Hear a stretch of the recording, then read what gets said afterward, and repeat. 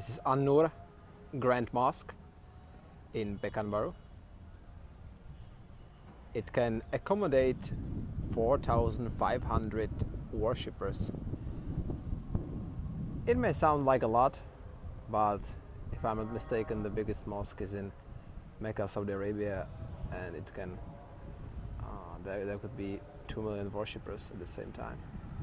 So this is way smaller. As you can imagine, as you can see, it's kind of similar to Taj Mahal. Even the locals say it has influences of many different Islamic architectures. So this is Grand Mosque in Pekanbaru. All around me, what you can see are traditional houses of central Sumatra. It's like a museum, but it's particularly interesting museum because even though it's in the middle of the city, most likely because just the government maybe didn't have enough money to run it or something like that.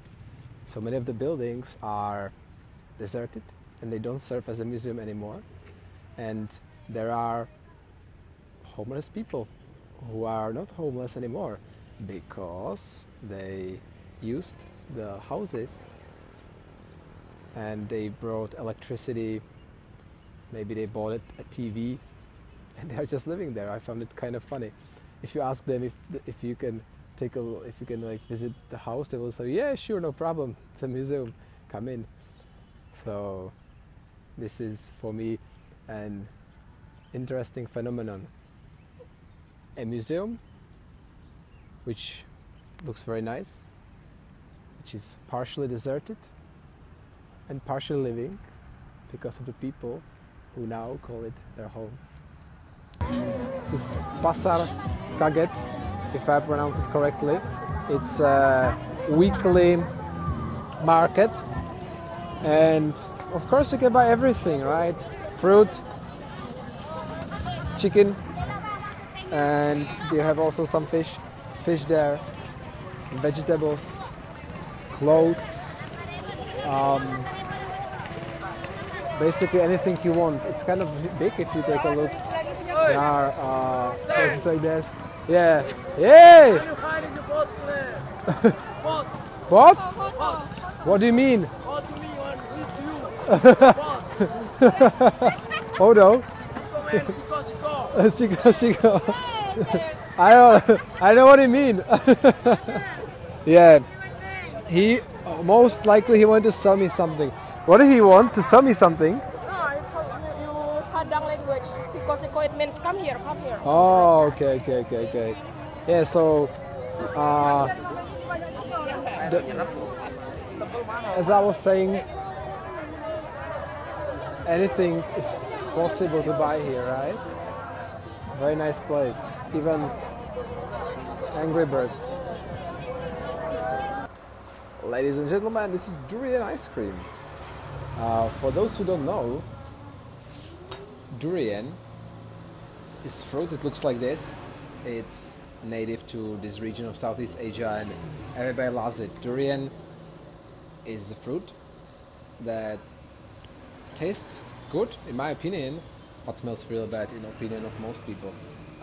Some of the hotels and places, they have even prohibited people with going inside with durian, so it smells so bad.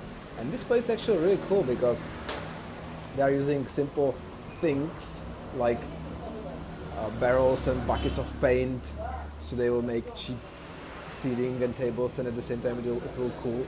And I love their assortment of crazy pictures, right? Just, I don't know, monkey hugging a turkey, or what is it, chicken. Random wedding with soldiers and tree house and an owl made of watermelon. Yeah, it's like how you make a hip, cool place with slightly limited budget. Very nice, I love it. Rice.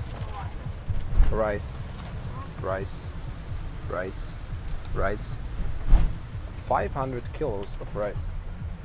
They are meant for refugees because the family I'm staying with owns a hotel for refugees. Don't be mistaken, it's more like a business paid by the United Nations. This 500 kilos of rice will feed 260 refugees for slightly less than a month, of course combined with other things. It's not only rice. Refugees come from as I was told, in Pekanbaru there are like 1,200 refugees in total. They come mostly from Afghanistan, Pakistan, Iran, Iraq, those areas. And their life is not particularly great, because they are put into a hotel, or let's say living quarters or guest house. They stay there partially like in a prison. They have times when they can go out and times where they can stay. They are not allowed to work in Indonesia at all. They are just refugees waiting for either to come back to their home country, or most of them would like to go further, and mostly to Australia. Australia is not far away from Indonesia. So their life is definitely better than their home countries because they are fleeing from terror and war. But they just basically live in a prison. UN pays for the accommodation, UN pays for the food. They also give them about 1.5 million rupiah a month for every man, woman and child in the family. 1.5 million is about 2,700 Czech crowns, or about 111 US dollars, which is nice, but they have virtually zero possibility to ever become full member of the society. They just like live in a hotel.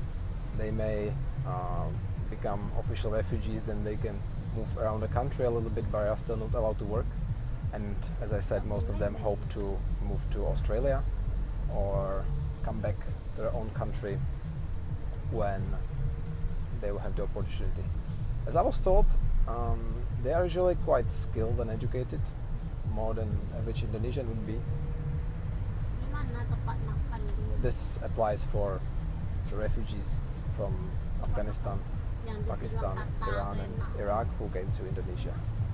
I don't know about the European ones.